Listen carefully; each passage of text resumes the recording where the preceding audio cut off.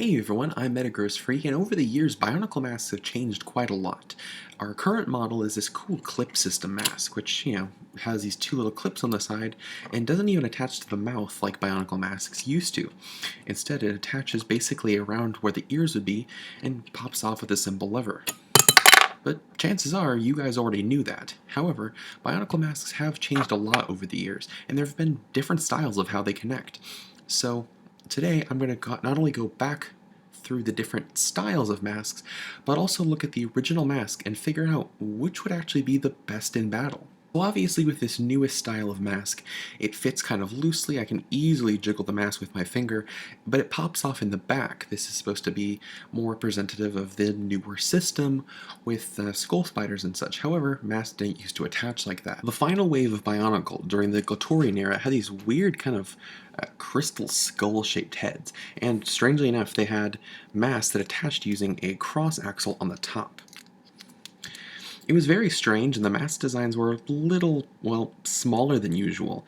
In fact, the Tahu mask for the Bionicle Stars line is actually smaller than the original HOW, even though detail-wise, they're basically the same. One of the less common mask designs was actually a cross-axle connecting it. This was probably best known for the Toa Hordika masks, however it was also used in Huikimari.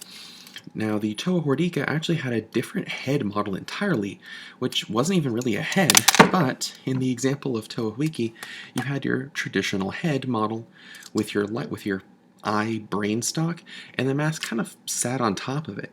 It's because of this look that I often associate Huiki's Mari mask as kind of being sombrero-like, because it just kind of sits on top and has that wide ridge. The mask model probably people are most familiar with was the mask model that was used probably the most often, and that's the mask that was used for the Toa Metru, and for the Fantoka and Mystical lines, as well as the Toa Mari.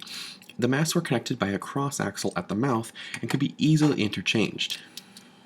Before the Mari and the Mystica, but after the Hordika, came the Anika masks. The Anika masks all had very organic designs and were very different because, well, the heads were hollow. In canon, it was said that the Red Star mutated the masks into brand new masks, which caused their more organic, brain-like appearance. In fact, I think that the Jala mask and the Matara mask I have here look, well, very brain-like, as you can see. Their heads were not like traditional heads because it was said the energy of the Red Star made their facial appearances shine like stars. And as a result, it resulted in basically an unusable headpiece. If you ever wanted to use this for anything, it had to be for one of the 6 masks. Or if you wanted to use one of these 6 masks, it had to be using this head, because they're the only things that are compatible. But the heads simply clip inside. Now, chances are you're probably thinking, Meta, why does all this matter? All these heads, they're maybe different, but they don't really seem all that, well, important. What's the point of having the heads come on and off? Well, besides for customizing, originally the idea of the mask was to be able to pop them on and off, as seen with the original Bionicle masks. The original heads were, well, for all intents and purposes, basically just skulls with a gaping hole in the mouth, and you could put on whatever masks suited your fancy. For example, you could put on a HOW, or you could just pop it right off and, put on a Liwa mask. I completely forgot the Kanohi name. This was really customizable because there were, at the time, with the original Toa masks, you had the Toa Nuva masks, and what are they called? You had the Turaga masks. That made a total of, well, 18 different masks to choose from.